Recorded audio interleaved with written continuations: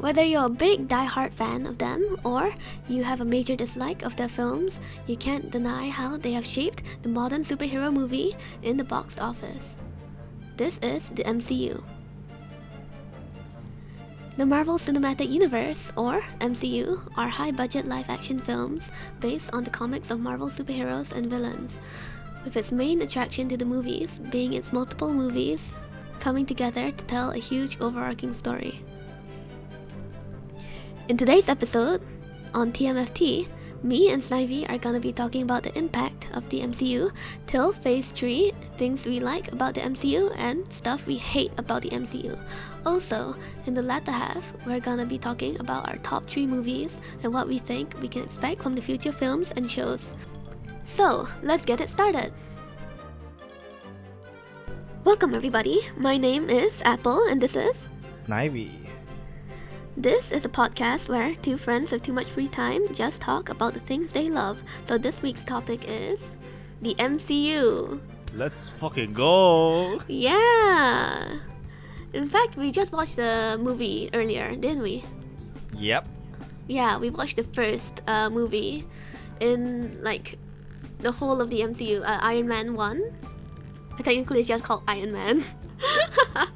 I mean, they didn't know. I mean, actually, nobody actually calls the first film Iron Man 1. Only the fans, actually. Yes, Iron Man 1. Yeah, nobody ever calls the first film 1 in the production.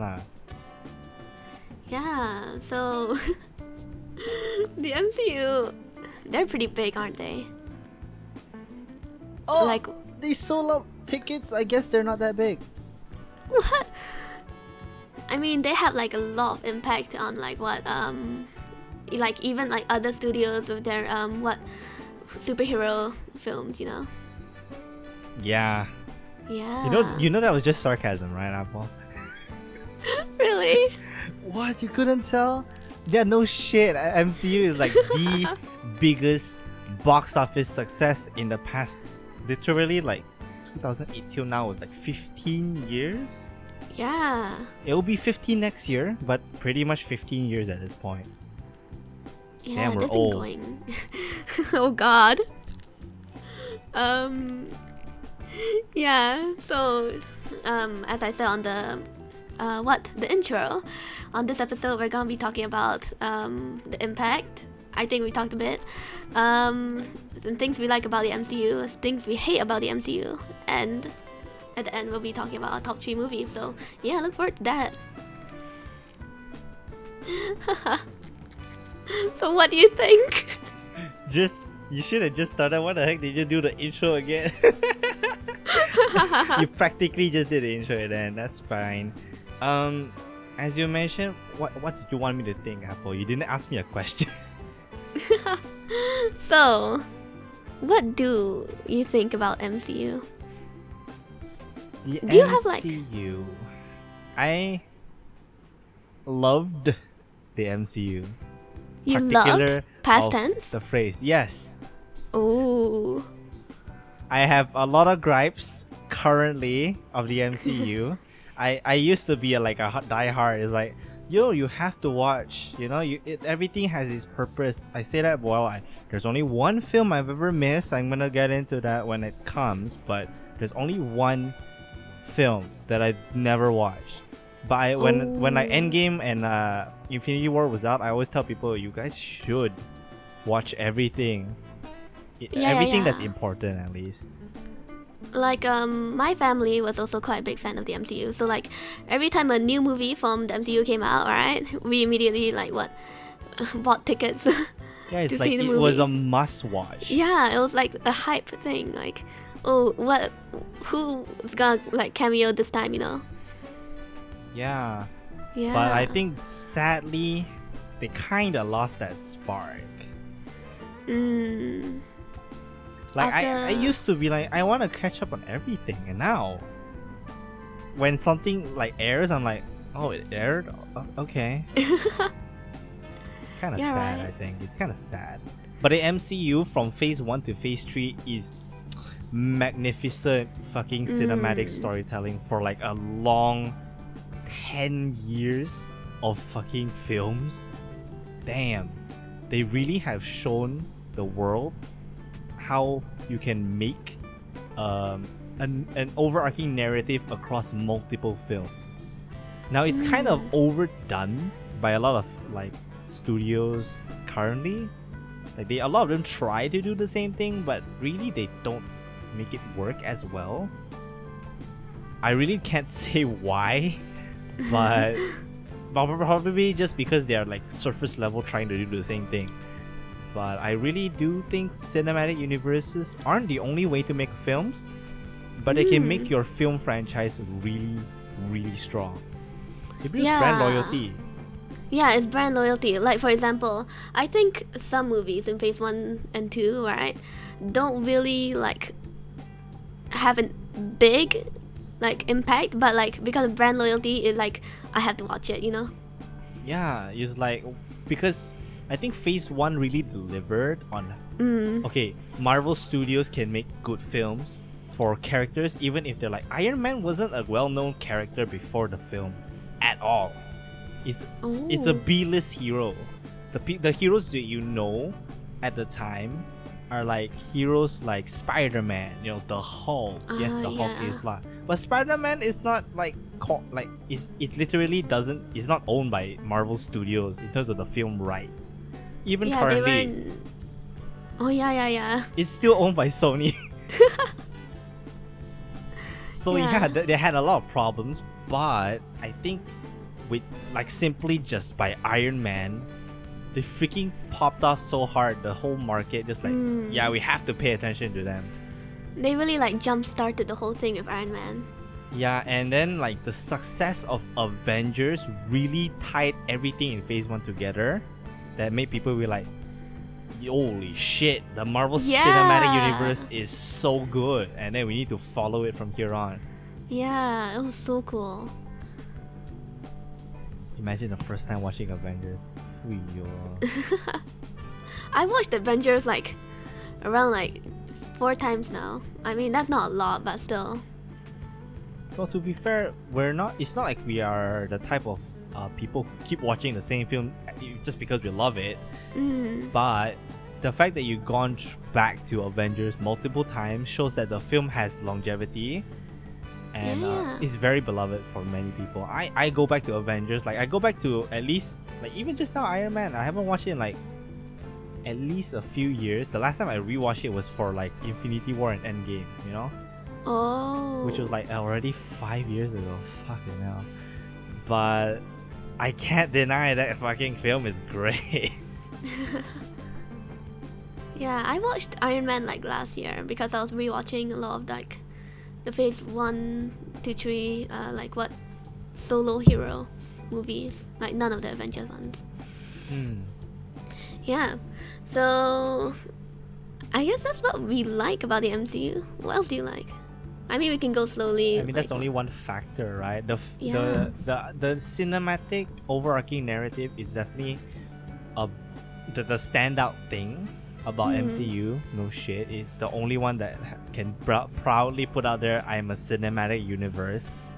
The DCEU doesn't stand a fucking chance. That said, Black Adam looks pretty good right now. It's currently airing in cinemas. It looks promising. It does look promising. It has Adam. It has The Rock. No. I'm not saying Black Adam. I mean it has Adam, the superhero, the freaking Ant-Man of DC. Really? Yeah, he's in the fucking film. I didn't know. I only knew that because in I every just watched. Because every the trailer. advertising is literally just The Rock. Well, the trailer I saw in the cinemas today. I watched like One Piece Film Red today, but that freaking trailer that aired before the film started had more than just The Rock. There were 2 people, but I was surprised that Adam was here. Like what? I actually don't know if that's the actual superhero name. To be fair, I don't actually know enough of DC to say. Yeah, I only know Batman. But anyways. But I would say thanks to like the movies, they really bring these superhero and villains to the mainstream. And thanks to that, I become more of a fan of these characters overall. You know, back in the day, everybody only knows Spider-Man, Superman, Batman. You know, those characters are like long-term recognizable. they're pop culture icons. But Iron Man, Thor, Captain America. I didn't know anything about the Guardians of the Galaxy before like the MCU, you know. Yeah, So, yeah. like they really have brought so many great stories from the comics and adapted them very gracefully into film. Some are hits, some are misses, but yeah, We don't talk about Thor: The Dark World. I mean, we can, but that's exactly the only film I have never watched, so I actually can't say shit about Thor: The Dark World. Oh my god, okay. I guess we can transition to that next part because Thor: The Dark World is so fucking boring to me. Really? Yes. We all publicly known that between Phase 1 to Phase 3, Thor: The Dark World is the worst film. It's the like, worst. I zoned out so much when watching it. I was like, what? But now, I have a new worst film. What is it? Thor: Love and Thunder. Oh, sheesh. You know you're bad when I can't even get through you. I haven't watched it because like I watched for haven't found 30 time. minutes out of an hour 40. The Mhm. fucking shit made me rage quit so bad. Like, Oh my god. fucking hell. But that's like Phase 4, right? What is with Thor being so unlucky? Oh yeah. Like Thor, I think Thor is the rockiest in terms of like film series, isn't it? Like every film is very different. Every director is different. Like the only directors that's the same is Ragnarok and Love and Thunder, and I think that kind of backfired. Yeah, kind of backfired. But you know, we're talking about Thor. Thor is a character that came out in Phase 1, but most people didn't care about Thor Yeah. at first until like Avengers. But I still think Thor is not that well sold in film, right? I think Thor 1 is great, but Thor 1 and Ragnarok is the only ones that are actually good. I think he's shown the best when he's like in other films, like not on his own film, you know? Well, yeah. Thor's, let's say lah, because so many video essays out there, I know you and me both like listening to them. Yeah, But yeah. Thor's selling point, supposedly, is his bigger than life universe, right? The Asgard is such a different setting. But Thor's main character dynamic is that he's definitely a god, no shit, but he has gone through so much pain. But none of that pain is truly well portrayed in film. I mean, Ragnarok did it well. Thor 1 did it well. That's about it, to be honest. I don't know why Love and Thunder. Fucking hell, I hate it so much. Fucking hell. He lost everything and he's just making jokes everywhere. Like, what the fuck? Isn't it like that one popular clip where he's like naked and like in chains? Naked and in chains? No, that one was Thor Ragnarok, no? Really? Okay. Well, I don't remember. But Love and Thunder has this fucking clip where he's like, he's talking to Star-Lord, and then it's like family, and then like, as Star-Lord is looking at like the Guardians, like Thor is just like keeps showing up in the middle of the line of sight between Star-Lord and the Guardians. Like, family has taught me everything, and then he keeps like interjecting himself into the shot. Like, fuck off, stop it. Anyways, that's my rant.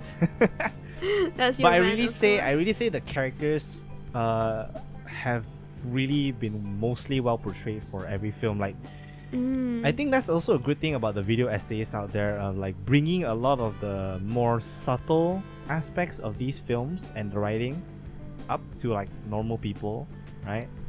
It's like a lot of people didn't appreciate the Incredible Hulk as much, right? I don't know how much you appreciate it, but I think it was alright.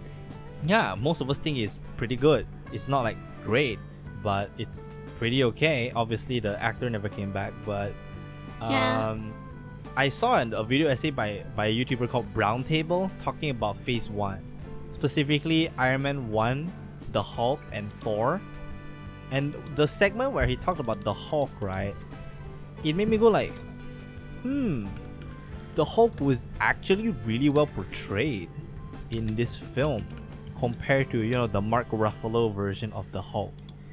Because if we think of contrast, right, is the Hulk really characterized much in the films aside from the Incredible Hulk? Not really. Yeah, not really, right? We don't actually know much about Mark Ruffalo. There's not the actual big major. You mean like, Bruce Banner? No, actually Mark Ruffalo. Not say Bruce Banner, because the Incredible Hulk Bruce and the every other Bruce is not the same, right?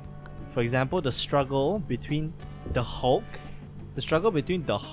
and Bruce as like the monster within me dynamic has not really been that well portrayed. Not to say that Mark Ruffalo doesn't do a good job, he does, but the writers never really delved into the pain, the suffering that the Hulk causes on Bruce. Yeah. Right? Ever since the Incredible Hulk, like the Incredible Hulk, the movie really kept on pushing that the Hulk is a monster to contain for the first act, and then by the end, Bruce accepts that he needs to utilize the Hulk. It's a side of him that he doesn't like, but he can't deny it's useful for saving the people. Yeah. And he accepts it, and then that's the character development. But fucking the Marvel Studios version of the Hulk, the Bruce Banner, we just suddenly randomly have Professor Hulk. Like throughout the blip, right? The blip. We're supposed to see the struggle of like how Bruce accepts the Hulk as a being and literally fuses with him. Doesn't exist in the fucking MCU. Like, what? Literally just green. Mark Ruffalo. They gave Black Widow a whole film after she dies, but doesn't give Bruce Banner the actual film he deserves after he fucking fuses. Yeah, where is our second Hulk? Our Marvel Hulk? Well, technically speaking, the Hulk is also technically not 100% owned by them. Oh. From what I know lah, right? No, not Sony. Oh, MGM. I don't know who owns the full film rights of Hulk, but the Hulk has been pretty much secluded as like an additional character, like a side character more than a main character ever since. I don't know if because the box office sales or whatever reason. Like, I could be factually wrong. Like, those for you in the audience could tell me like I'm dumb and I don't know shit, but that's what it feels like. Yeah. I get it. Another interesting superhero, right? That was introduced in Phase 3 is in Civil War, right? Spiderman. Oh, I was about to say Wakanda Forever, but you said Spiderman. No. So, okay. Because Spider-Man have been like this is like the third film adaptation. That's the word, right? Adaptation of Spider-Man, right? Yep. Tom Holland game, and I watched a video essay recently about it, like the three Spider-Mans and comparing it, right? It's by Johnny Two Cellos. It's actually a really good video, and like Spider-Man overall, like the film adaptations, right, are really good. Yeah. Like what? Yeah. So one of my favorite movies is actually Far From Home. Oh, you like Far From Home that much? Yeah, it's been a lot of people are shitting on it, to be honest. Really? I think it was so hype. No, I like it, but a lot of people say Far From Home is the worst out of the three new Spider-Man films. I'm pretty sure that's objectively still correct, but it gets more hate than the other two. People like Homecoming, people like No Way Home, but for some reason they don't like Far From Home as much. I think Far From Home is alright. Yeah, I like it. I like personally how like it. I'm pretty sure most people like Tom it. Holland. The naysayers. I like how Tom Holland Oh, I know why. Because it feels like a filler arc. Oh, but because it's after Endgame. Yeah, it feels like an extra. Ah, damn. Right, like the major emotional, the emotional through line was, I miss Mr. Stark. I see him everywhere. you know, blah The blah glasses. blah. But the emotional through line does thematically hold, but a lot of people criticize the fact that he feels like Iron Man Jr. in this film.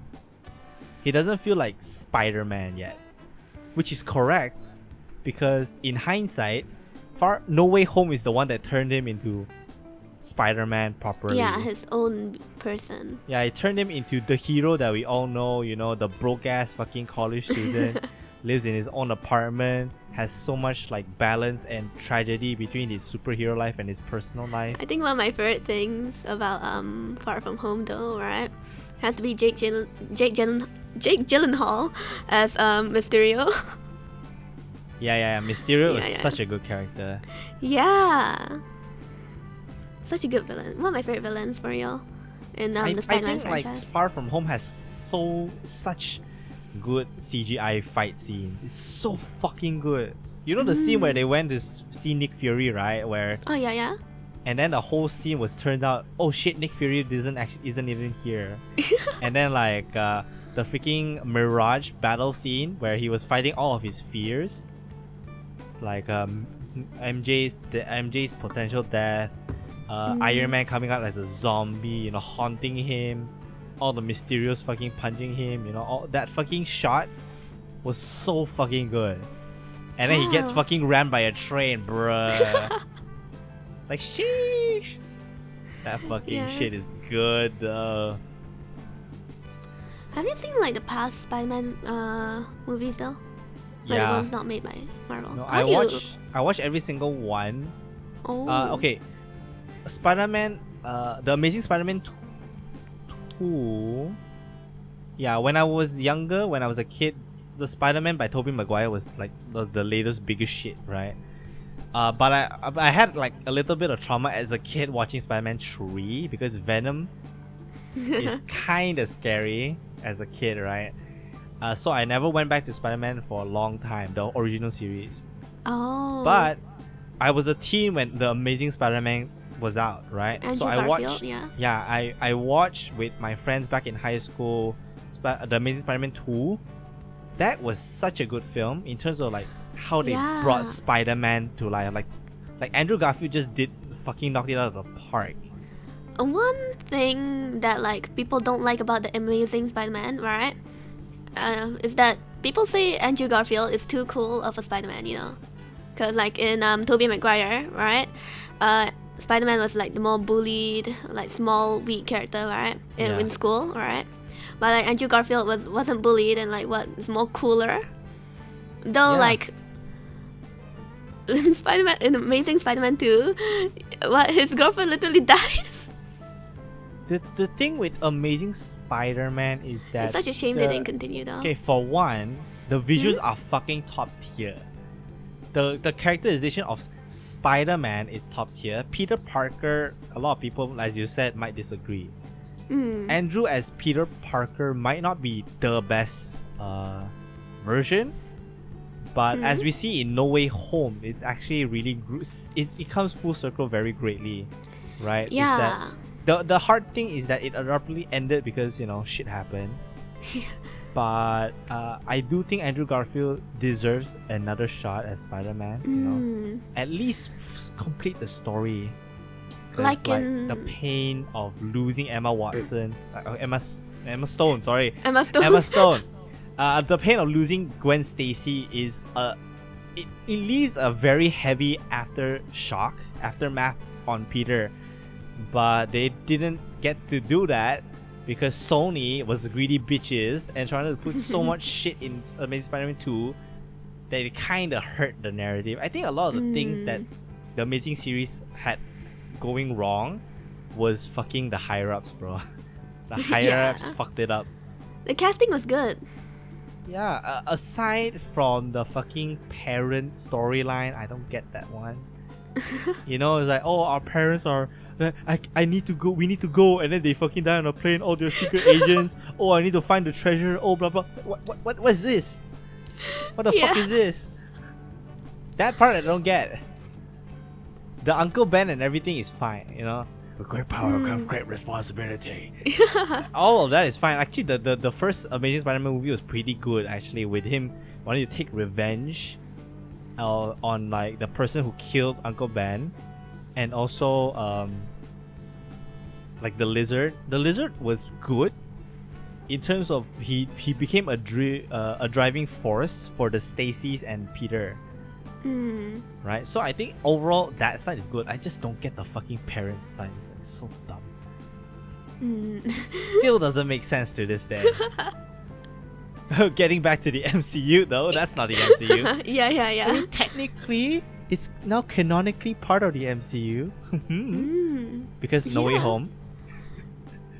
So I guess we have the leeway on that. Yeah, No Way Home is good also. No Way Home is great.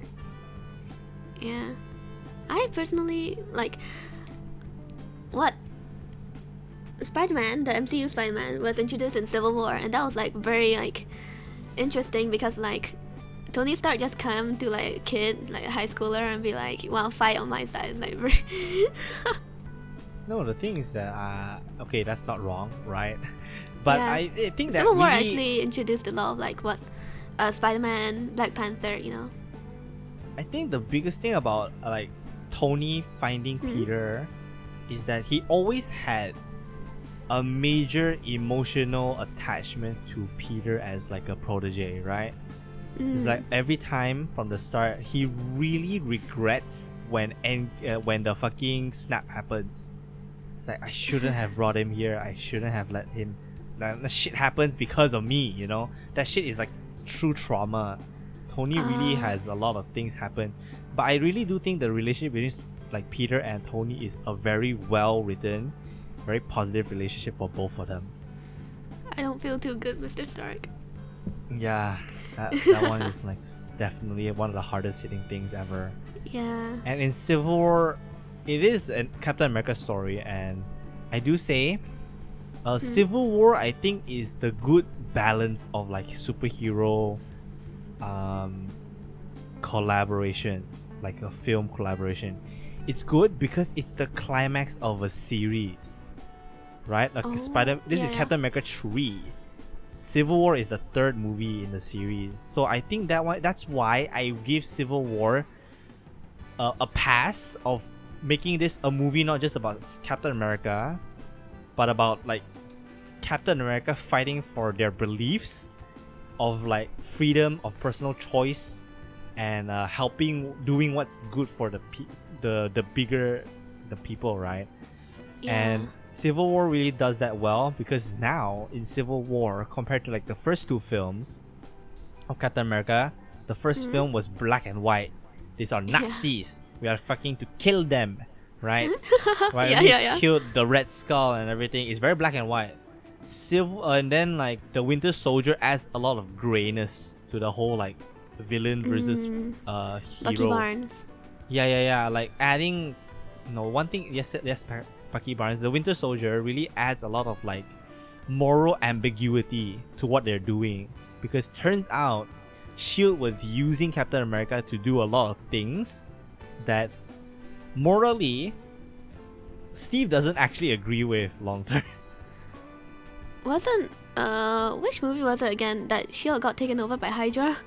This is the Winter Civil Soldier. War.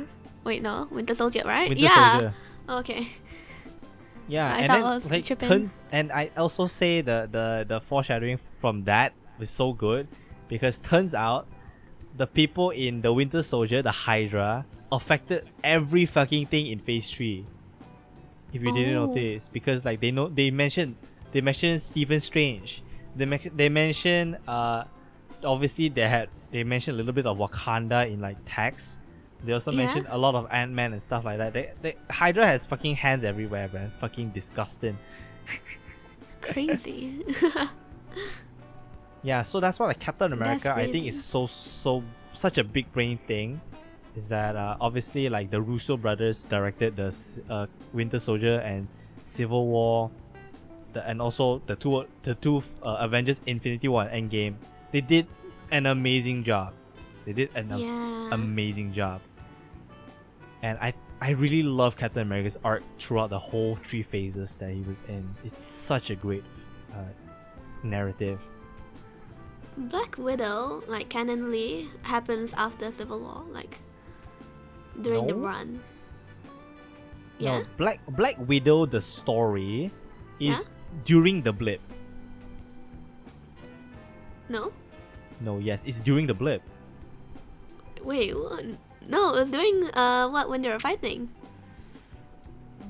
No, Black Widow is during the blip. What?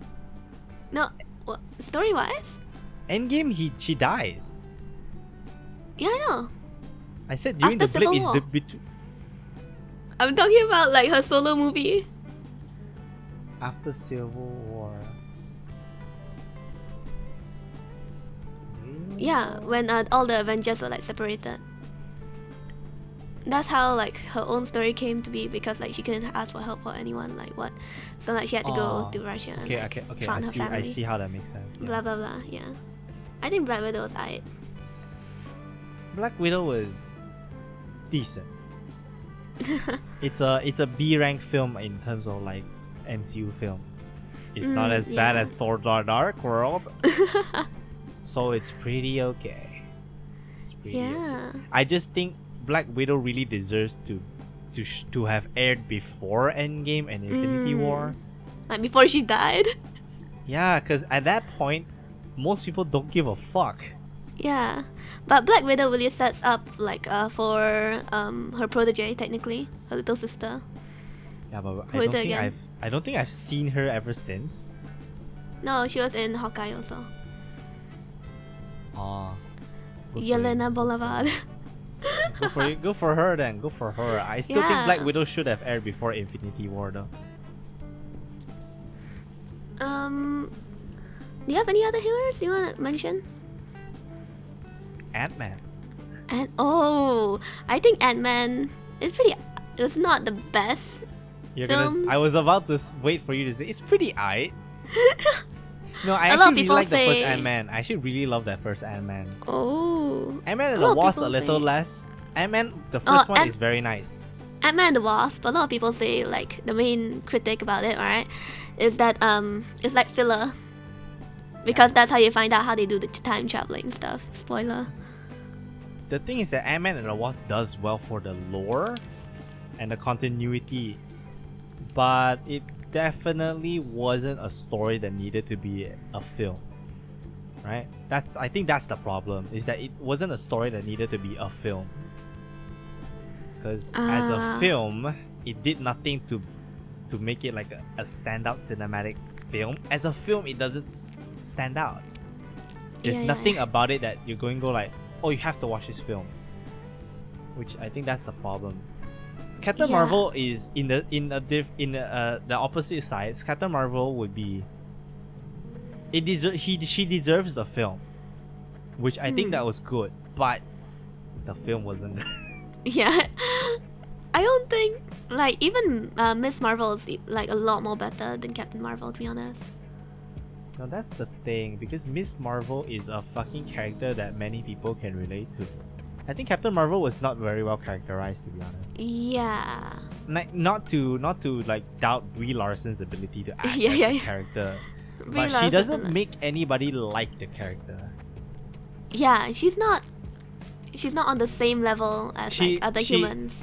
Like, In the it feels Marvel like she Cinematic Universe. represents the women empowerment act more than anything.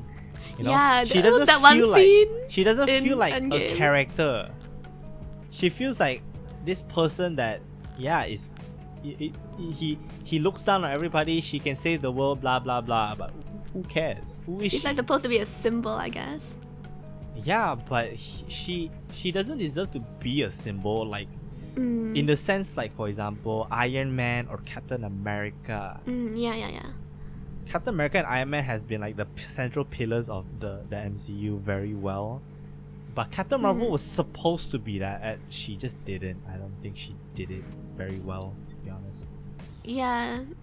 Talking about the female empowerment thing, right? There was that one scene in Endgame where they were fighting and then just all the girls suddenly together. It's like, No, that one I That's liked it. That definitely- one was fine. That was fine. I no, liked but that it. was they definitely did that just to like win some points, you know, like. I do wish the female the roles had more story relevance overall, right, across the MCU as a whole. Like, yeah, we have Black Widow, yeah, we have Captain Marvel, arguably not really, but what else? Like, how many? Okay, Wanda is one. Wanda, I guess, like, I like Wanda. yeah, Scarlet Witch is actually pretty good. Yeah, she was introduced in like Age of Ultron as like a villain. But talking about Ant-Man, I think I really like the film mainly because it's a down to earth character. During this whole like phase 1 to 2, everybody was very fantastical, you know? Yeah. Like, Iron Man was obviously a billionaire genius philanthropy, you know? Playboy. Yeah. And then the Hulk is the Hulk. Thor is a fucking Shakespearean fucking Norse god. Captain America is a fucking super soldier. Is a vet, and Guardians of the Galaxy is fucking, they're space people, you know? And Ant-Man just randomly, I'm just an ex-convict trying to... Yeah, I like that part of his story. I'm just an ex-convict that did the bad thing to do good and was caught for it and lost pretty much like everything, really, technically speaking. Like, he lost a home, he lost his family, not literally, right? He lost custody to his daughter, which and that broke my heart so much. I'm very interested on how they're gonna do it in Ant-Man Quantumania, but because the daughter is grown up. Yeah, because he was gone. No, he was stuck. He wasn't gone. He was stuck in the fucking quantum realm. Yeah, because like Wasp and they all fucking got blipped, bro. They all got fucking snapped.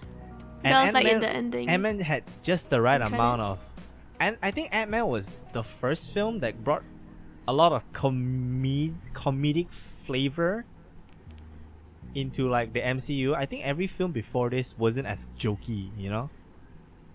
If you look at the timeline, look at the timeline. Iron Man, every film, yes, he's snarky, yes, he says a lot of quotes, but he's not jokey. The characters aside from Iron Man is not jokey, right? They take it quite seriously. Guardians of the Galaxy is pretty. Guardians of the Galaxy, I think the first one is not that bad it's not that bad in terms of jokes. It's still relatively fine. Guardians of the Galaxy 2 had more jokes, but it's done really well because it's more reliant on the non-blood related family dynamic more. Yeah. But Ant-Man really was a lot of comedians. Paul Rudd's a comedian. The freaking his best friend is a comedian. A lot of the cast was run with comedic timing. Yeah. Right? It's like, and this guy told me about this thing, you know, the fucking joke. That thing happened. And then after that only after that the jokes started coming in a lot more. Like since Thor Ragnarok. I think after Thor Ragnarok a lot more jokes started happening. That's how I feel. That's how I feel it in hindsight. Okay, I'm probably wrong, but I feel like Ant-Man is the first movie that has more comedic tones than like pure seriousness, and I think that's also because it's very down to earth. But you know, I could be wrong. I'm just a nerd that likes the films. What do I know? Yeah, there can be anyone like in the comments, but actually. Yeah, it's not like I come through the writing and the fucking film every fucking day talking about movies. I'm not a film writer. I don't know shit. Yeah. Plus, it's been a while since I watched Ant-Man as well. Oh yeah. The upcoming, the next upcoming movie for the MCU, alright, major one, has to be Black Panther, alright. That's really hype. Forever. Yeah. Rest in peace, Chadwick Boseman. Yeah, definitely. But yeah, Black Panther overall is a very awesome movie. Black Panther is pretty good. Killmonger is pretty good villain, to be honest, but I think the final fight scene was just okay. I think the bad part about Black Panther was just the climax was okay. Just okay.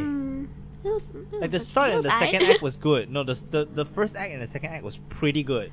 It's actually really good. The car chase scene was fucking awesome. Right? The car chase scene where he was chasing the guy that was like smuggling like a smuggling what's the material called? Titanium? Wait, no, vibranium. Yeah, vibranium. Yeah. They were chasing the guy. And I think the bad thing is that the one thing that was that Black Panther really shows up the dark side of the MCU, which is CGI artists being fucking dead rushed for film. Because the visuals for the final battle were I won't say as fuck. I didn't actually know this during the film, which is fine because I don't have high standards, to be honest. But when you compare to the best of Marvel, that is pretty bad. Yeah. Thor Love and Thunder is worse. No, that was one they're watching. Yeah, that one is like really bad. Damn. Supposedly. I dropped the fucking film. But yeah, that's pretty much most of the films of Phase 1 to 3. We say that, but we actually didn't talk much about Avengers though. Yeah, we didn't talk about the Avengers as a whole. The Avengers movies. Which one's your favorite though? Which one's my favorite? Age of Ultron. What? Okay, people because would they introduced be one of my favorite surprised. heroes. Which one? I like Wanda. You like Wanda that much? Yeah. No. I actually like WandaVision. WandaVision was nice. No, WandaVision is nice. I'm not saying Wanda is a bad character. I'm just saying the that characterization is also really like her descent into madness. No, my comment here is I'm being audience surrogate here. Age of Ultron is supposedly the worst Avengers movie. Really? Oh. I mean, just look at the 4 films and you can see it's kind of obvious, isn't it? Avengers 1, awesome. Avengers Infinity War Endgame, you can't fucking fight that. Age of Ultron by default loses. But a lot of people actually don't like Age of Ultron as much. I think Age of Ultron, right? I wouldn't put it in my top 3, but like I think it's pretty good. Yeah. Again, I was being the audience surrogate for a bit. I feel like it was very simple to understand everything. Robots. No, not robot. What? Jarvis turned into a robot, a person. No, and okay. I mean, when really you're looking, sets up for Civil War pretty well. Because Civil War started like one of the things that happens because like in Age of Ultron, like the destruction of the place, it made Iron Man like the destruction of Sokovia. Yeah, Sokovia. I think the big thing about Age of Ultron is that this was Joss Whedon's second Avengers film. So Avengers 1 and 2 were directed by Joss Whedon, and the selling point that every fucking video assist says about the first John Whedon directions is that he really characterizes the characters in a collaboration type of film very, very well. For example, you can't deny in Age of Ultron the scene of the after party, right? Where they were like lifting Thor's hammer and everything. Oh yeah. That scene was fucking masterpiece. Yes. And like, you can also not deny that Avengers 1 as a whole is a masterpiece, right? Yeah. And Age of Ultron was, I think the worst thing about Age of Ultron is just the scope was a little too much for the story itself. It introduced a lot of sides, and like obviously Ultron pretty like followable. Like we can obviously the whole point of Ultron was that Tony wanted to wrap the world in a suit of armor to protect it, right? Which the way he did it was bad, ended up being bad in hindsight. But his intentions were good. Obviously he didn't ask anybody, so that's why he fucked up. But while having the side story of like Wanda Maximoff and Pietro Maximoff, Quicksilver and Scarlet Witch, that storyline was fine. Obviously, Silver dies. Spoiler alert. He dies so early though. What do you mean? That's at the end of the film. I think he deserved a few more stories, to be fair. Yeah, no, I mean he died early in like the overarching story, I guess. You know, Snivy? Speaking about collections, we both have a Nintendo Switch. But what if we added a case, cover, or thumb grips? Surely it will make our Switch stand out and more personalized. That's where the sponsor for this episode of TMFT comes in. Switcheries. Switcheries is founded by a couple from Sweden that was stuck in Thailand during the lockdown period of COVID-19. Only having their Switches as entertainment, they started Switcheries. Switcheries provides the best Nintendo Switch, Switch Lite, and Switch OLED accessories for everyone, whether you're a casual gamer or an elite gamer. They have many wonderful products with great looking designs, sure to spice up your collection at home. Now I personally got the Mario case. And you? Now me, I've personally gotten the Sailor Moon cover case and some owl thumb grips. They look really cute. Yeah, Apple, it looks great. We both are loving our products from Switcheries, and I think you guys can get a great deal by using our link in the description below and the code TMFT is POG10. You can support us in making more episodes just for you guys on TMFT. Switcheries also provide free shipping for orders over $35 and ships internationally. So, what are you waiting for? If you're looking to spice up your Nintendo Switch collection, make sure to use our link and get a product from Switcheries today. Now back to the episode. I think Pietro's death did not have any substantial value at all. Because Yeah. Wanda doesn't bring him up at all. Yeah, he doesn't. She doesn't bring him up in any of the movies after. Only like the show. Yeah, after It's that, it's like- all about Vision.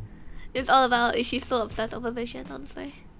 She's kind of I think in that aspect she's kind of annoying, to be honest. And then in Wandavision at the end, she was like in Doctor Strange, Multiverse of Madness. It's like my babies, my children. It's all My about babies, the children. My children. Yeah. I really love Multiverse of Madness, but a lot of people. Really? I really love it because as a filmmaker, I love it. Oh. I'm not saying as a story. It's, when I watch it again, I think it's just pretty decent. It's not that good. I think Doctor Strange deserves more. Again, that's gonna be the problem of Phase 4 that we're gonna mention in a later segment, because I think we talked too much about Phase 4 in this is supposed to be an episode about 1 to 3 mainly. But that's what we're saying, is that Phase 4 currently is the future of the freaking franchise, right? Yes. But there's just a lot of things that are just missing that we all loved from Phase 1 to 3, slightly missing. Mm. And I think that's a pretty good segue, to be fair. Next segment. Next segment. What do you think the next segment is? Try and guess. Try and guess. I don't know. You're the host. Well, We what? literally just hop back and forth through every freaking film in Phase 1 to 3. Yeah. And some 4. And some Spider-Man 1. And some Spider-Man Amazing Spider...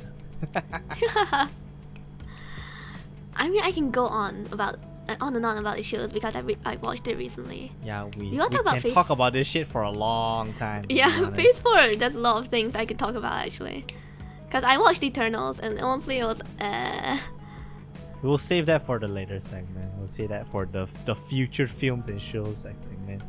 Yeah. So, what are our top 3 movies and why? Our top 3 movies and why. Yeah, we're gonna go in more depth because we did talk about like our favorite movies that we like, but like We why generally even hop more? back and forth, yeah. Yeah. Hmm. So what are yours? My favorite movies. I actually really love Captain America: The First Soldier. I really love The that film. first? Yeah, Captain America 1. Ooh. I love that Ooh, film. that's interesting. Now I do love Civil War. I would say my favorite hero is Captain America, to be honest. Really? Iron Man's a close second, to be fair.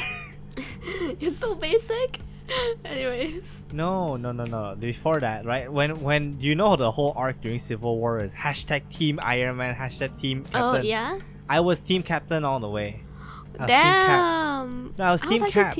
Now I was why? Team Iron Man. Now why was that? Is because I really stand by Steve's. Yes, he was very relatively speaking, one-dimensional. Because that's what he is. He believed the world was black and white in the first film. He believed the world was good guys versus bad guys, which is what it was portrayed as. The Captain America series is my favorite film series from Marvel Cinematic Universe, personally, because he really started seeing the world more and more gray. Right? By Civil War, he pretty much did not give a fuck about most of the people. But he still believed in honor, right? As a person, he's very honorable. And as a soldier, obviously, he's very capable. And what I see from Captain America compared to Iron Man was that I don't see myself as related to Iron Man, because obviously I don't view myself as that smart, that privileged, that capable. But the relatability of Steve Rogers being just a downtown bull, he was bullied, he was tiny. He wasn't small. born a hero. Wasn't born with talents. He was given this talent and his current future because of who he is, and I think I really stand by that that character philosophy, right? Is that you being a good man, you can do more, you just need the opportunity, right? And Captain America really does embody that, and that's why I like the first film so much. Is that he still faced a lot of trouble, being people, during the arc, right? He was bullied, and his people, he tried so hard to become a soldier. Obviously, he's literally physically unable to. He's a scrawny kid with fucking physical defects, as in health defects, right? But given the chance by the professor, Dr. Irvin, right? He was given the chance to try in the army, and he proved himself not just as a soldier. He wasn't the most capable soldier, but he had the biggest determination to protect people. He wanted to fight for the little guy, right? And I think that is also why Agent Carter fell for him, and I think that was also really, really beautifully portrayed in the film. And the tragedy that comes with he as a hero had to sacrifice everything he personally wanted for the greater good. And that's where Captain America 1 ended at, and which is it's so tragic. He's now a man out of time, fish out of water. He's in this modern world with nobody to rely on, and everything he wanted to do personally, he can't do anymore. He wanted to go on a dance. Simple, right? But he just can't. Just wanted to dance. Yeah, he just wanted to have his first date. Yeah. With a girl with the woman he loved. Yeah. Impossible. We all know that he got solved by the end of Endgame, but damn, that was powerful. The first film was so good. Left a lasting impact on me personally. Yeah. I mean, that's one of, if not my favorite film to go back to. Oh, what about you? How about me? My third favorite film. I don't know why I said my first. I actually don't rank top 3, 2, 1. I don't actually know which one is best, which one is worst in the top 3, 2, 1. If you're gonna say your third right now. I'll just say. Oh wait, you just gotta say your 3 favorites. Yeah, cause I don't know. I love them all pretty equally. Fairly equally. I think I'm gonna rank. You know what? It's hard to choose. I'm just gonna name my 3 favorites. I said it earlier. Um, I liked. Spiderman. Yeah, I like Spiderman. I like Far From Home because even though people say Do it's a like flip. filler, Hey, and like in do a flip. That fucking scene is definitely funny for me. Anyway, like continue. Sorry. how to me Spider-Man has a lot of relatability. You know, he's just neighborhood old Spider-Man. You know. He's the friendly neighborhood Spider-Man. Yeah, he's just a teenager also when he like started becoming a hero. Yeah. So Far From Home has to be one of my favorites, right? Of course, Jake Gyllenhaal, one of my favorite actors, as Mysterio, and like I also like how in the end when like he revealed when he was what Spider-Man, it transitioned to the other Phase 4, where like what he wants to undo it because of like how it's affecting his friends and stuff, right? To me, when one thing like affects your whole world, right? Like you reveal one thing and then it affects your whole world, right? To me, that's one of my favorite story plots in like shows and movies, you know? Mm. Yeah, so to me, that's one of my favorite things. And I feel like we touched a lot from like Far From Home earlier, so I mean, go which to my one? second Which one. one was your favorite? You said Far From Home, right? Yeah, I said Far From Home. Far From Home. Yeah, I would generally say Far From Home is really good. Yeah. Usually, people wouldn't say it is their favorite, which is why you are quite special, Apple. I'm so special. Wow. Wow, I feel appreciated. Wow. I'm not like other apples. Other apples. Damn. Okay. Yeah. And one of my other favorites has to be. Damn, I already said it earlier a lot, but like I liked Civil War. Captain America Civil you War. like Civil War. Yeah. Because like I remember I a was few Team months Iron ago you Man. told me you haven't watched any of the Captain America films other than the first one. Didn't you? Oh no. I said I didn't watch like the ones that only have like Captain America as the main or like Bucky Barnes. Civil War is a you've special case because you've I had only watched others. Civil War. Yeah. Oh yeah, because Team Iron Man. Oh, shit. Yeah. Also, I wanted some context for Falcon the Winter Soldier, so I only read like a few stuff about Captain America's like earlier films. But other than that, I only watched like Civil War in the movies, right? Like I really liked it. It's because like I love conflict. I love drama. Bro. Yeah. You're the last person to cause drama. You're not the one person to cause drama. You just like to see drama. Yeah. Just eats popcorn while everything's on fire. Yeah. And it makes like what Avengers Infinity War, right? Where they have to all like work together again, right? Even more. I think my favorite movies are like the ones that build up to something even more bigger, you know? Yeah. I love watching build up. I like foreplay. Yeah. Don't Oh shit. don't quote me on that. Anyways. Apple likes foreplay, guys. Anyways. No, but you can't get a good build up without a good standalone film, Marvel. Anyways, you can hear my grudge. So why do you like Civil War that much? Continue. Yeah, Like oh, it introduced Spider-Man and Black Panther, you know?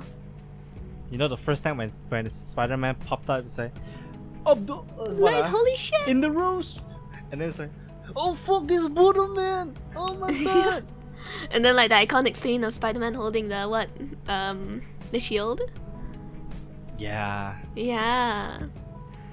Overall, there were a lot of iconic stuff that happened. Yeah, Civil War is iconic. Yeah. Like Vision liking cooking paprika for Wanda. Another iconic film that I like, Avengers, the first one. Oh, the Yeah, first one. I said I I watched thought you were it a gonna lot say Age of earlier. Ultron. I said it earlier also. Like I wasn't gonna put it in my top 3, but like I liked it. I mean, with how much you spoke for Age of Ultron, I thought you'd mention that. But yeah, first Avengers is really good. Yeah, overall it's a very iconic one though. The iconic spinning around all the heroes. Dun dun dun dun dun dun. Yeah, the soundtrack just plays. Yeah. I think that's like the only most memorable soundtrack from the whole MCU, the Avengers theme. It's the only major theme that everybody can actually like hum. Yeah. Come. Bro, not Apple. Why so lewd? Hiya. No. Everything is weirdly sexual today. Anyways, You this know is what we call interesting? this is the foreplay of the show, guys. You know what's interesting? We didn't mention Infinity War and Endgame that much. Well, I haven't even said it, my second or third. Oh really? Okay, go ahead. I already said my. I only second, mentioned third. one. I thought we were gonna do one by one, like, Oh my like God. usually. Okay, sorry. My second most favorite, not Avengers, Guardians of the Galaxy Volume 2. Oh. I love the Father. Guardians of the Galaxy series. One, because it introduces me to so many good songs, for one. Right? The soundtrack is so good. But Guardians of the Galaxy 2 is such a good movie because it really brings home the feeling of like we're family. We will have arguments, we hate each other, but we also love each other, we stay together, and you don't have to be blood related to call each other family. You know, you don't have to be like really blood related to be considered the most closest person, like the people around you, like the people who stick with you. That's family. Those are the people that you should keep in your life, and I think Guardians of the Galaxy really does that really well. Because like the major through line was the drama between obviously Rocket and Star-Lord in Act 1, where obviously they had a major quarrel which made them go separate ways, as Star-Lord finds his biological father, Ego. And Ego is a pretty good villain, to be honest. Is that I think that the actor was called Kurt Russell or something. I don't actually remember, to be honest. But it's really good dynamic because Ego is obviously very egotistical. He's a fucking god. He's a god, but he needs Wi-Fi connection to his planet.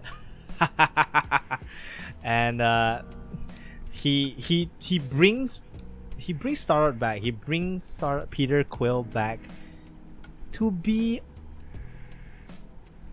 another god. You know, you see a very bad thing that you didn't believe at the start. You're like, oh wow, he's that. You know, this is like what everybody wants, right? If they are ever like a single parent situation, they want the person they lost in their life to come back to find them, right? Like imagine being with a single mother where your father left for no reason. You always idolize the father like a myth, you know? And then when the father shows up, it's like, oh! And then you want to bond with your father in this situation, alright? And then turns out he's just a bag of shit. So we fuck him up. He's not my real family. My family was with me the whole time. Yeah, the thing you were searching for is with you the whole time.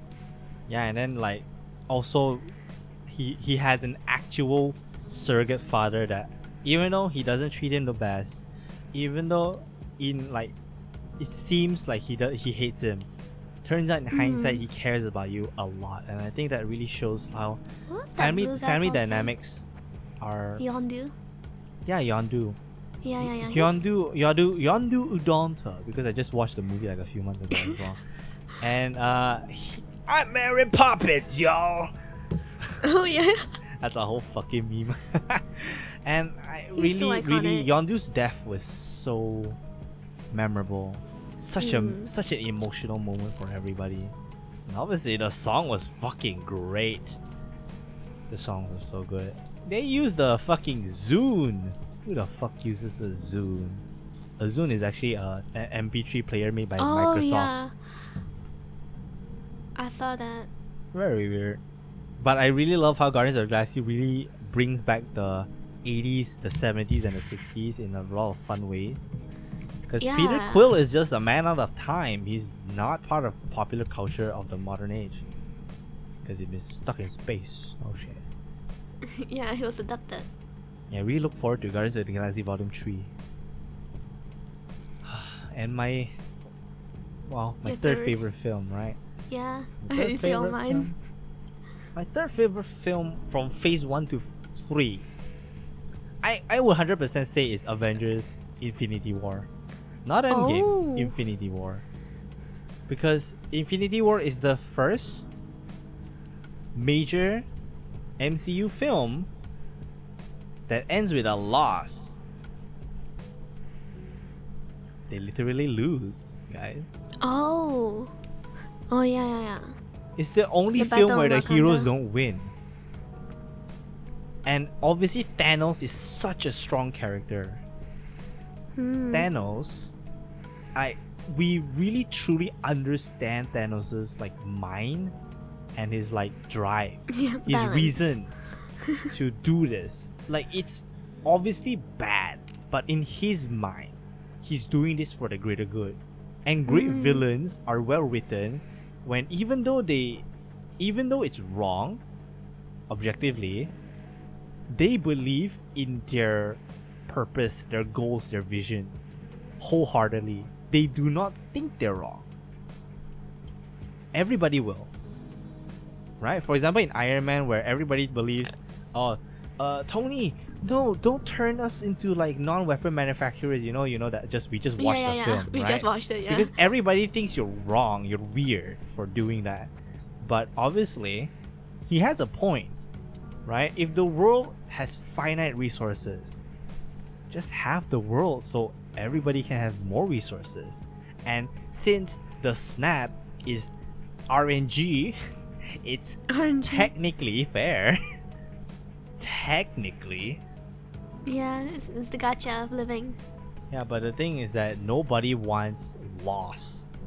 Loss hits harder than gain. So, fuck that. We want our friends back. Endgame. Yeah. Thumbs up, hell yeah. But I still think Infinity War is such a great film because we all know Infinity War is the climax, the peak of the narrative story arc for Phase 1 to 3, right? Endgame is the conclusion. It's the second climax, I would say. But Infinity War is what everything here is built up to. We all know these characters from the first Iron Man all the way up to Black Panther at the point of release.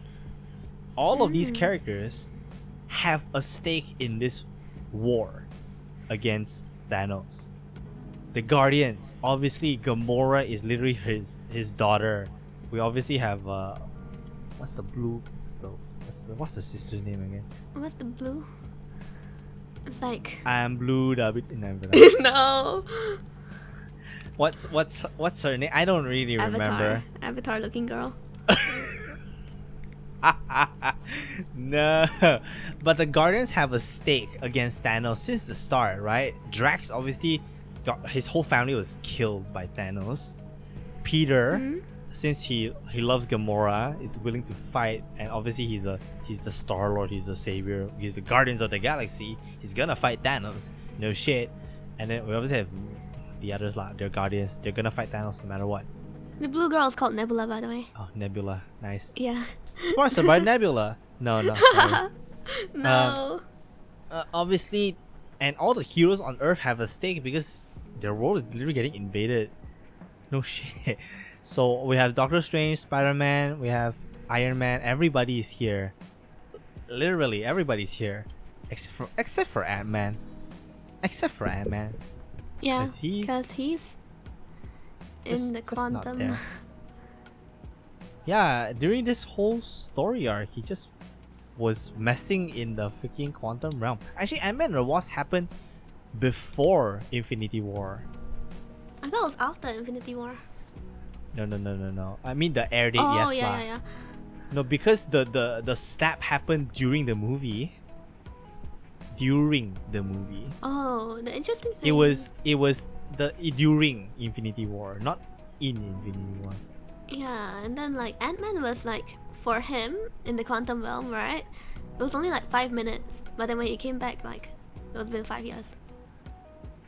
1 minute is 1 year. Yeah, But that crazy. doesn't make sense because he went into the quantum realm once, and it's not like he came back like 1 year later because he had a whole damn fucking existential crisis in the first film, no? In the quantum realm. No, right? When he shrank extra small to beat like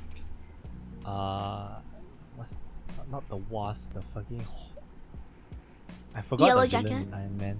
Yeah, Yellow Jacket, right? Yeah.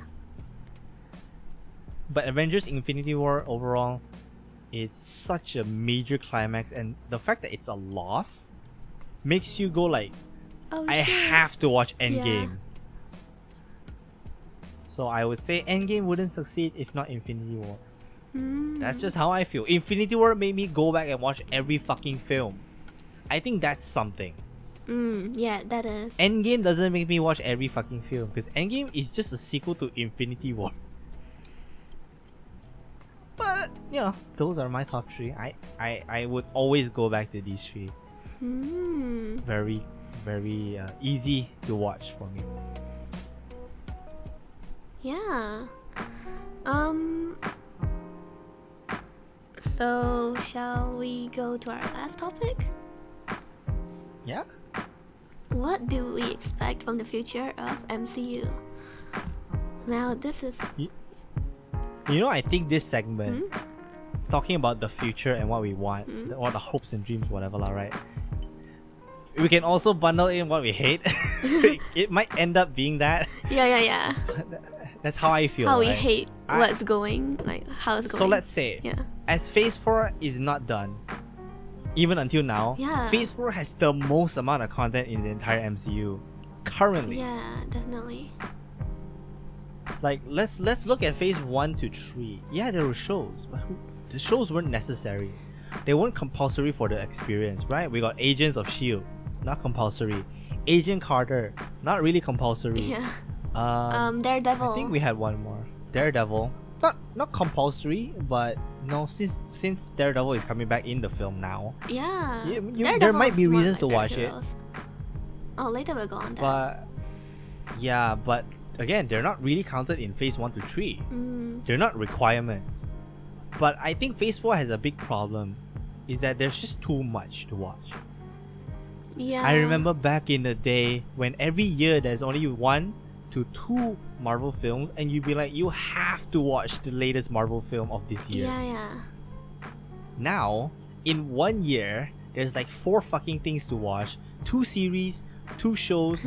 I think this year had like 4 series and 2 movies. Moon Knight, Miss Marvel, what else? Moon Knight, Miss Marvel was 2020. Hawkeye was last year, right? Last year was Wandavision, Loki. What if it's also? Wasn't Hawkeye this year? Hawkeye was like we got December. we got Miss Hawk, right? Oh yeah, Miss Was it called Miss Hawk? Sorry, I She-Hulk. don't know, I forgot the name. She-Hulk is this She-Hulk, year right, also, right. but it's not written down. It was She-Hulk. Yeah, that's a lot of. Yeah, I feel like there's too much. A lot of people say it's like Like the- filler also sometimes, like Loki. I find have you watched No, Loki? I wouldn't say Loki's filler.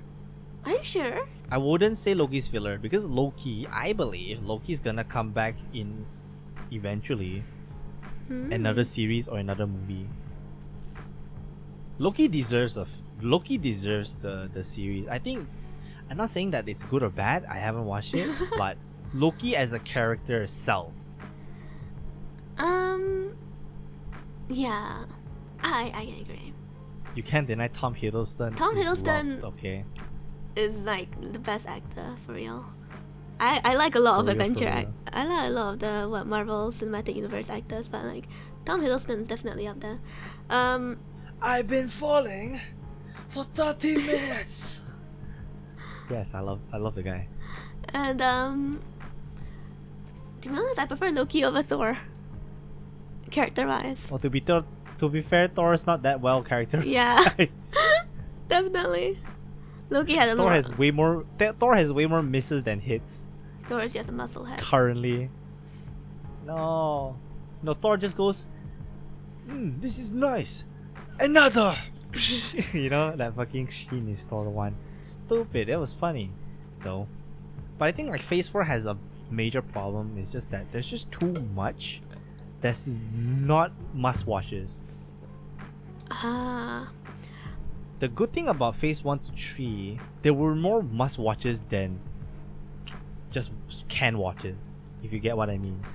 I It's think like for example, right? Ant-Man could be considered a just watch it if you want to. yeah. Which is not wrong, but there's more must watches than you should or you could not watch it type of films. It's like you wouldn't want to miss out on the next Iron Man. You wouldn't want to miss out on the Guardians series. You wouldn't want to miss out on Avengers. I think like there are only like 2 must watches in like Phase 4, which is like Shang-Chi and Doctor Strange, Multiverse of Madness. Currently, Yeah, yes. currently. I 100% agree. Eternals- Because those two are the only films I watched. Eternals is like, you know, it's gonna build up to a bigger plot, right? But like, movie-wise, for me, I enjoyed it. But because I was opening I wiki, think the main thing. I was opening I think the wiki main while thing- like I was reading the wiki while watching it. I was like, who is this character again? Reads What the wiki. fuck? Okay, see Marvel. This is how you fail. You need somebody. They needs to introduced turn too on many the characters at wiki. once, you know. Like Eternals as a group, there are like 7 people, all at once. Okay, I think here's the problem. Okay, one, Marvel ever since I think Phase 3 has been way too controlling of how the films are produced. Like the latter half of Phase 3. Oh. Because I think ever since, let's just say right, ever since Infinity War onwards, most of the films have been less in the control of the director and more of control of the studio. And if you understand what I mean, I would say this right? For example, how the production process works for Marvel is that in most cases, the director's just here to be the person directing everybody, not to make the film that they can make. Let's say this right? Yeah. Spider-Man series, the Homecoming series, is actually a collateral of this. The thing is that the actors really carried the show. But you can't say Spider-Man the series in MCU 100% stand out in their cinematography or directing. Do you even know the director? No. I barely know any of the directors. That's a problem. Multiverse of Madness is directed by Sam Raimi. And it stands out. The cinematography stands out. I wouldn't say the writing stands out, but the cinematography stands out.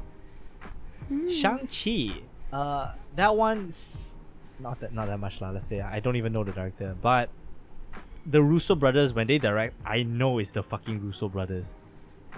Captain America Winter Soldier, Civil War, Avengers Infinity War, Endgame. They directed all 4 of those movies and they fucking knocked it out of the park. Telling. And also Iron Man, Jon Favreau.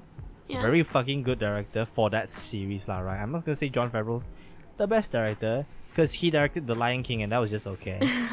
Yeah. Lion King reboot. And obviously Avengers 1 and 2, Age of Ultron by Josh Whedon. Very good. They stand out for the characterizations.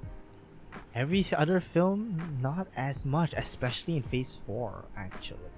To me lah. Right? WandaVision. I liked WandaVision. WandaVision stands out as a show It was very because stylized. it was very 50s. Yeah. Like but that was only in like the first part. But it's also in character. Because Wanda grew up watching 50s sitcoms. Yeah. she wanted to live that life, which is kind of dumb to be fair. She literally just imagined children, like in the later And she half. no, she brainwashed the whole fucking town. Yeah, I think that's the she problem. kept the not whole town in like a captive. Having children is fine. It's your fantasy, you know. You just make your own husband and children. Who cares? It's a coping mechanism. WandaVision is definitely a fun watch. Yeah, it's a fun watch, but I wouldn't say it's a must. Same watch. with Hawkeye. Hawkeye is not a must watch also, but like it introduced like Hawkeye's protege, Haley Steinfeld. What's her name? In the same field. I really enjoyed the Falcon and the Winter Soldier, but again, all of Phase 4 feels like building up to something. Yeah. That we don't get a payoff for. I don't think we're gonna get the best payoff for either. Because here's the big problem. The shows are fine, alright, whatever. the movies, they're not good movies. Was Thor: Love and Thunder building up to something? I haven't watched it yet. I don't believe so, from what I know from video essays. So I guess it was Let's just its own say standalone. we watched Iron Man just now. Yeah? It, as a standalone film, was good. Yeah. Eternals? Eternals was okay. But it's like building up to something bigger than life. Yeah, but let's say Shang-Chi and Multiverse of Madness. We both agree that they're decent films. Yeah. But are they must-watches? Do you feel like you would go out there and tell your friends you have to watch this film? Multiverse of I Madness, would say- maybe. Shang-Chi, nah. I guess. Doctor Strange, I agree. Yeah. I would say yes. I wouldn't publicly tell people you have to watch the latest Marvel film. Well, now, obviously, them, like- Black Panther is coming, Hmm? which could change. Black Panther's trailer is really good, yeah. Wakanda Forever. but we don't know that yet, right? Obviously, because Chadwick Boseman isn't there, we don't know the story at all. I wonder how they continue. I don't know it. what to expect, to be honest. Yeah, I don't know. To me, Randomly, Black Panther just dies. yeah. To me, if I wanted to like recommend Phase 4, like the movies, right? I would say if you want to know like the context of like things that got happen after like these, right? Watch it if you want. Cause it's okay. It's okay. It's aight. Falcon and the Winter Soldier is good. Yeah. It's a good show. As a standalone show, it's actually pretty decent. Yeah. Like how they who's that? Literally, the Falcon and the Winter Soldier, in terms of context, all you need to know is that Steve Gone. was the Captain America and Yeah. he's gone. The Falcon and the Winter Soldier Are his two friends, best friends. that now have to deal with a world without Steve, you know? Mm. And that's pretty much it. Aside from extra, cultural and racism, inequality, good topics, to be honest. Yeah. I really liked I see Falcon and the Winter Soldier should be a decent one. I would go out there and recommend people Falcon and to the watch it. Winter Soldier had some really iconic scenes in Phase 4 by itself. You know? Mm. Like the spoiler, I'm gonna say spoiler, like what that Captain America wannabe like smashing the like shield into the guy's head. He's now called Agent USA. Oh yeah. Agent US. Oh, US US agent. agent, Sorry, yeah. US agent. Agent USA. So close. There's too many Yeah. characters called Agent something, Yeah. But oh yeah. Speaking of US agent, he like at the end he got scouted by like some woman, right? Yeah, in the comics, he actually has a prominent character arc.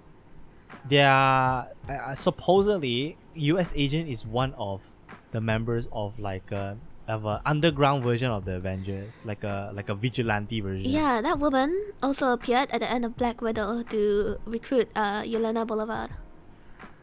That woman. That woman. Yeah, so like it's already building up to something I can see. Like if you watch them, but like I think Marvel right now, or say Disney, let's say Disney. yes, They're banking on the fact that Phase 5 will prove the worth of Phase 4. And I really don't like that, to be honest. Like, they need to go back to the drawing board. These films need to be good films first before they can build a fucking franchise.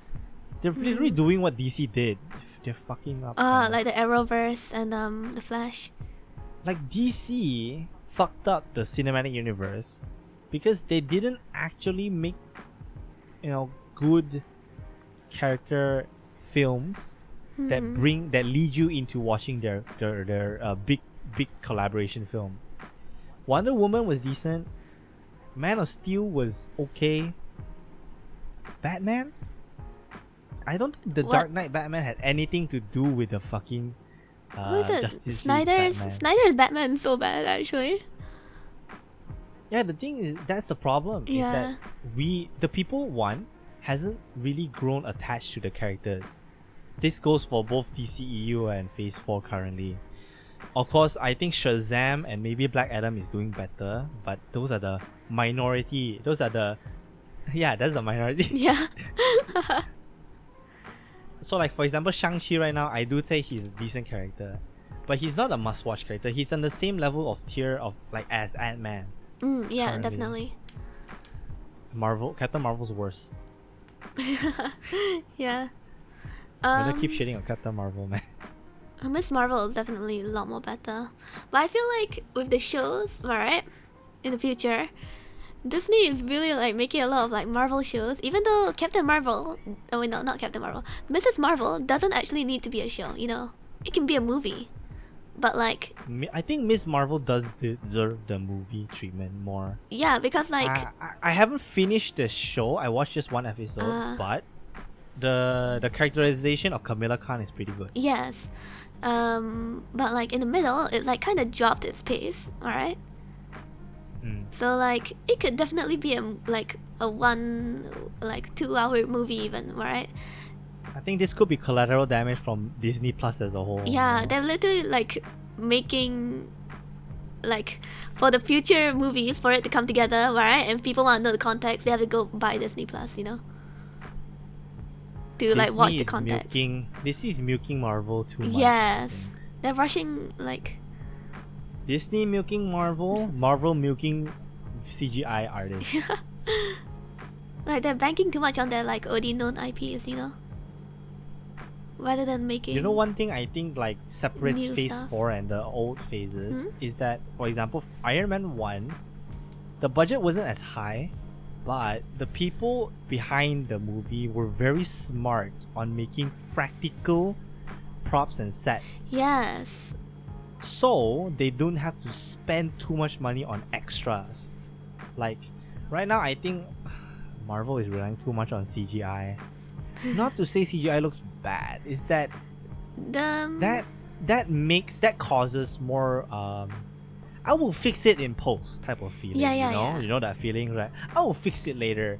The filmmakers and the actors don't need to do much. We'll just film the film and they'll save it for us. I feel like all the budget of CGI That is so bad. I feel like all the budget of CGI from Thor: Love and Thunder went to Moon Knight because Moon Knight's CGI looks really nice. But yeah. No, I don't think that's 100% the case. Usually the budgets don't actually affect each other No, I'm just because saying. it's fucking Disney. Because like the quality of CGI literally is like day and night literally. Because like Moon Knight is so Here's good. Here's the difference. The budget is not in money, it's time. Thor: Love and Thunder had no fucking time. Yeah. The production has no time. Moon Knight has time because Moon Knight is a franchise that's starting from scratch, right? It's a series it's a that's new starting hero. from scratch, and it's a show. It's a show. Some people actually still has complaints for like Moon Knight CGI, but I can 100% say it's still better than Love and Thunder. Yeah. So It's so sad, man. Like back in the day, people were like, being an artist, you have to work on the next Marvel film. It's like working in tech for like Apple or like Microsoft? Netflix. Let's say Microsoft. Yeah lah, sure lah, Microsoft lah. Google, okay, Google Yeah. might be better. So you in the tech world, as like a IT guy or like a programmer, you made it if you worked in like Google or Apple. But same thing in the film industry, you used to think you made it when you worked for Marvel. Now people are actively avoiding working for Marvel because they know they will fucking die. They're gonna be underpaid, overworked, die by the end, and have barely anything to show for. Their portfolio will not look that good either. Because damn. they're forced to make something without time. Like even the best CGI studios can't save time limitations. Yeah. Yeah. Yeah, I feel like a lot. It just keeps on going, you know. I mean, Yeah, we talked about why Phase 4 currently isn't the best, yeah. but what kind of hopes do you have for the upcoming Phase 4? Ooh. Did they announce Phase 5? Yeah, they did. Phase 5 ends with the Kang Dynasty, right? Or something. Yeah, like and that. then like it was Phase 6 also. I think. Was I mean, it? I'm not enough of a comic nerd to know the stories, but I still have hope for Marvel. But as a fan, I'm sad that I ended up here at the point where I don't believe Marvel is a must-watch anymore. Yeah. I think that's the sad part. I used to think Marvel is the best. You know, I used to want to tell people I feel like Marvel has to be watched. Now, so sad. I feel like Disney overall, like the newer stuff, right? It's hard to say it's a must watch, you know? I mean, for example, Like, this year's Disney and Pixar movies, I don't even know shit about them. was it Lightyear? Wasn't that last year? Lightyear was last year. Yeah. It only came to Disney Plus this year. Yeah, we watched it and like But it Lightyear was not a must-watch. okay. Lightyear was okay. Yeah. I hate the characters actually. I only like Buzz and his old partner. So sad. That part was the best part of the film actually. Like the one. Everything before the main story. Okay. The part where Buzz tried to try so hard to prove that the lightspeed technology worked, and by the point that he proved it, his friend already passed. Oh yeah. That was emotional. That was good. Yeah. But everything else was okay. You know, I realized. Also, the Disney reboots, the fucking film remake oh, the live series, actions. Pinocchio. Oh my god. You know there are like 3 Pinocchio movies? This year. Yeah, that's crazy. The Disney Pinocchio is not that good. I'm looking forward to the Guillermo del Toro movie. It's stop motion animation. Oh. So good looking.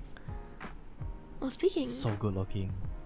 It's not technically stop motion, but you know what's interesting? We never talked about What If, because it's like Have you watched What If? it's not technically It's not canon. but it's part of the Marvel MCU, isn't it? It's gonna be soon connected. I would say it's on the same tier as Agents of Shield. Is it? Is it important? I think it's gonna It be was, connected. you know, soon. I would say What If was memorable because it's the first part of the MCU that is animated, like Yeah. cartoon animated. I mean, yeah, I know it's 3D, but you know, it looks great. Yeah. It's But the stories aren't that good. I only watched like a few of the episodes. Like I only choose They're the all ones what that are ifs. interesting. Like the ones that I read the synopsis and it's like it's kind of meh. I'll just skip that. Like we had an episode about Captain Carter, right? Oh. What if Agent Carter was Took the Captain serum. America? Yeah. And that character did show up in Multiverse of Madness. Oh yeah, in that one spoiler She died. technically. Yeah, she died. Everyone like that whole universe literally is fucked. Wanda Everyone just died. murders everybody. Yeah. And I would say those heroes actually don't deserve the cameo, to be honest. They were filler. Yeah, they were just there to like what? Be cool Yep. and die.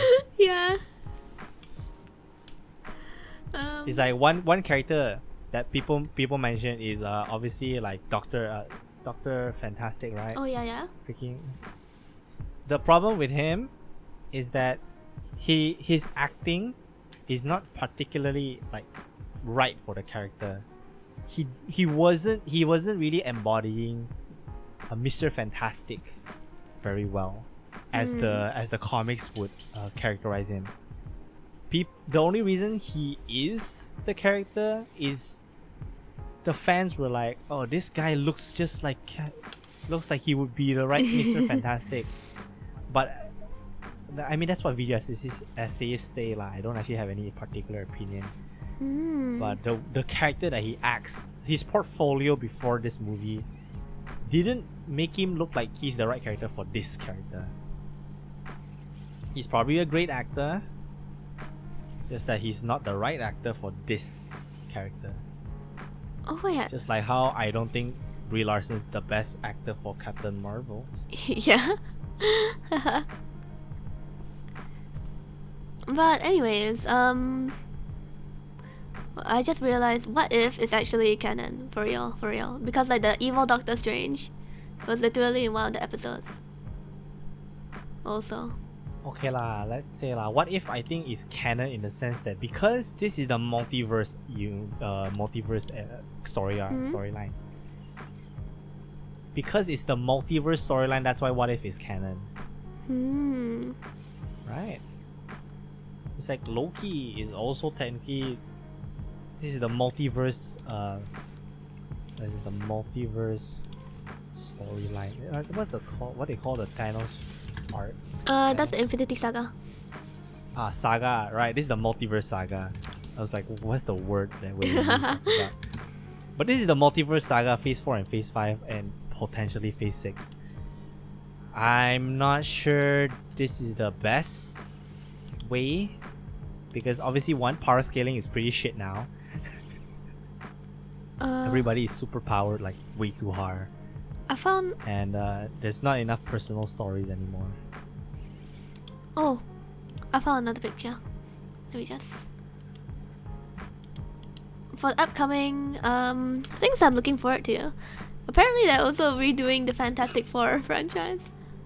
They are. Yeah. But I'm not looking forward to it. Really? Hey, based on Marvel's current track record of Phase 4, are you really truly excited? I mean, maybe I'll have like a watch marathon to like watch the newer ones that come out all together. Yeah, probably. There's also Secret Invasion coming out. I don't think this picture is correct where Black Panther's not even here. Stupid. That's just a random picture I found, but like I saw that, okay? Here, I found another one. This one's more better. But I think... Oh yeah, Daredevil Born Again is actually something I'm really hyped for. I watched the show. And like they had the same It's actor his also. first film though. No, it's His connected. first film. I know it's connected. I'm saying his first film. Yeah, Daredevil overall is actually one of my favorite heroes. Blade though? Yeah. Blade is coming back. Sheesh. Blade is old. Ooh, Ironheart The also. franchise. Thunderbolts. I don't know shit about Thunderbolts, man. I thought it was the Loki Thundercats at season first. But anyways. Captain America New World Order. I'm looking forward to that. Guardians of the Galaxy Volume 3. I think Echo is just Eternal 2. Probably. It's just Eternal 2. And then the Avengers. It looks like it. And then the Avengers films that are upcoming, like in a few years. The Kang Dynasty and Secret Wars. Secret Wars is actually something I'm looking forward to. I know what the Kang Dynasty is gonna be about generally. Like it's gonna be connected to Shang-Chi and everything. Wait. But like Secret Wars. Before we say about the final Avengers, right? I think there's a problem of Phase 4 is that right now there's no current climax of the phase. Because every fucking movie is treated like a climax. Right? Every movie has cameos. Every movie has 5 heroes. Yeah. Fucking annoying, man. They're making the concept of Avengers too normal. It's not good if they do that. You need standalone films with no outside influence to make it stand out, and that when they collab, they fucking stand out way more. They need to do that. I think maybe They're doing Blade, that with the shows, though. Blade, Ironheart, Thunderbolts are gonna be more standalone. Hopefully. How you know? Later Ironheart has Miss Marvel inside. Nah. Miss Marvel and Captain Marvel, they're gonna have their own movie. I don't know when though. But like I'm actually really Later you're gonna see Blade with Hawkeye. Oh no. The 3 movies that I'm looking forward to are Daredevil Born Again. Is that a movie? We don't know. I think the 3 ones that I'm looking forward to is like Daredevil Born Again. Daredevil is one of my favorite heroes, right? And Secret Invasion and Secret Wars are gonna be connected. You know what it's gonna be? I think this is my theory. It's a secret. Secret Invasion. Do you know the Skrulls? The people who Yes. like the aliens, right? They're gonna impersonate some heroes, right? So it's like a secret invasion within like the heroes, you know. And then Secret Wars, they're gonna be they're gonna be like fighting each other and like it's basically Among Us. I mean, the scrolls appeared in Far From Home. Yeah. So like, it's definitely gonna I'm very hyped for it. Like people like the Skrulls impersonating like the heroes and like blending in, you know, till Secret Wars, where they actually have to like try and find the imposters. So it's just Among Us the movie. Yeah. Very sus. You're sus. My favorite films are probably the sequels, Captain America and Guardians of the Galaxy. I am looking forward to Blade. I don't know what to expect from a new Blade. But currently, I don't think there's much to be excited for yet. Blade is the guy that I am looking forward to Black Panther though. Oh yeah, definitely. That's in the end of the year, right? Yeah, it's next month. Ah, that's so hype. I mean, it's November, guys. Probably this episode released at November latest. So you know. So Yeah. so yeah. We said our hot takes. We said our things we like. Oh yeah, what's our favorite heroes? Name top 3. Go quick. What? Okay, take your time. Take your time. I told you. Oh. I think Steve Rogers, Iron Man, and I'm just naming MCU. I think it's the most basic answer lah, Dewey. Yeah. It's obviously freaking Peter Parker, Tony Stark, and Steve Rogers. No shit. Oh, okay.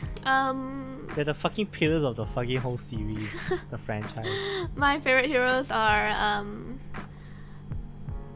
Wanda. She's technically not a hero, but okay. Wanda. Now she's not a hero. Yeah. Haley She died a Steinfeld. murderer. What? I heard Seinfeld. Haley Steinfeld. I don't remember her hero name. I only like her because of the actor, which was in Hawkeye. What show is that? Hawkeye, Oh, Hawkeye. And then You mean the new Hawkeye? yeah, I think that's all you need to call her. the new Hawkeye, definitely, yeah. And I like Peter Parker also, Tom Holland. My favorite, You like my Peter my Parker. favorite Peter Parker though is Andrew Garfield Mhm. because I see that. I love Andrew Garfield, like his musical talents. What? Has nothing to do with the fucking character. I'm just saying the hero. Peter itself, Parker okay? doesn't even play. Yeah, Peter Parker doesn't play. he's a good actor though. I mean, yeah lah, but the reason you like Andrew Garfield has nothing to do with the film. Oh. He didn't even play any music in the film. Yeah, but like speaking of like villains like Wanda in like Multiverse of Madness. Who's like the iconic villain? Most The iconic villain iconic for you? In like phase 1 to 3. Would you not say Thanos? To you? To yourself? Thanos is the best written villain. You can't deny that. The best written villain, I would say. Loki. No shit. Yeah. Loki. Loki. Loki. Loki. What? Well, The Mandarin. No. The Mandarin was a joke. I know. I watched Shang-Chi. Iron Man. Iron in Man. Civil War. What? He wasn't a villain. He was a villain to my side. Okay. Hashtag Team Cap. Okay. So I think that's the conclusion, right? Yeah, that's the end. Yeah, we had a lot of fun. I think. Did you have fun? We didn't do a sponsor. Fuck. Anyways, this worry. episode is brought to you by Switcheries. We probably Insert had an ad ad break here. earlier, but you know, if you want to support our podcast, Yeah, use the link below this on the description there. And if you sign up on their newsletter on the website, you get 10% off. Also, for orders, orders over $35. yeah, orders over $35, right? They give you free shipping, and it ships internationally. So yeah, No, we don't what are need you to do a waiting for? full ad read up. We're just Uh, mentioning them. yeah, I'm just mentioning. Yeah, definitely check them out. You can tell we're not professionals in getting sponsors, guys. This is our first major sponsor, so do support the channel. If you want to support the channel by getting great Nintendo Switch merch for your OLED, Lite, or the original Nintendo Switch, Yeah. make sure to check out Switcheries. Yeah. So that's it for today's episode. I want to say some stuff first. Follow us on, subscribe, like the video if you're on YouTube. We're also on Spotify, Google Pods, Apple Pods, and Anchor. That's our platforms. Follow us personally on Twitter or Instagram, I guess. And yeah. You have anything you want to say? The next episode is the season finale of the first Woo! season of Too Much Free Time. Now we're still gonna decide how we want to end it, but the theme that's set is we're gonna talk about VTubers again. Now subject to change, guys. By the time you're listening to this, it's probably confirmed by the time you're listening to this episode. But you can give suggestions. We're probably following Niji Sanji again, but the theme that I have currently in my head is I want to talk about their designs, like just Lazulite and Obsidia from Niji Sanji Yen. Their designs, specifically. I just want to talk about talents more closely. Yeah, more personally. Yeah, and we're gonna go a Yeah. little deeper than last time.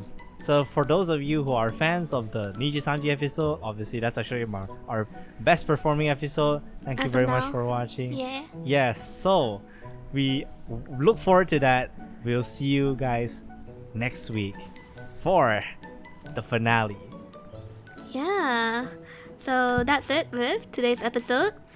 On Too Much Free Time podcast. I'm Apple. And I'm Snivy. Hope you enjoyed, and we'll see you next week. Bye bye. Bye. Fuck off. He just tells everybody to fuck off every episode.